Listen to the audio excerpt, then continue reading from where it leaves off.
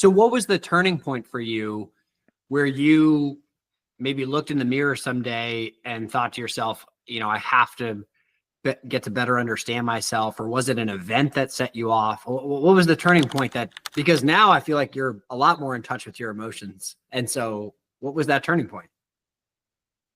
Yeah, that's a good question. I'll give two really quick examples, and if either interesting, we could double click on them or move on to some of the reasons maybe why people can't feel their emotions. But the two things that came to mind when you said that, was there like a moment?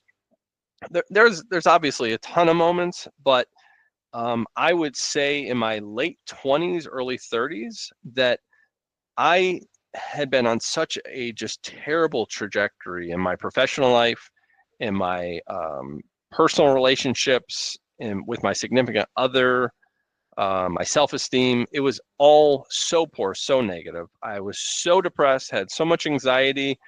I didn't want to live. But I don't know. Like, you hear about rock bottoms, and some people's rock bottoms, unfortunately, are really low because their emotions are so damaged that you have to get to such a pain point that you actually get to those emotions that are so down deep and broken. And I guess I kind of got to that point. My job, I was in management, and it was, a pretty rough job. I'll leave it at that. And I just wouldn't leave. I thought I deserved the treatment that I had there.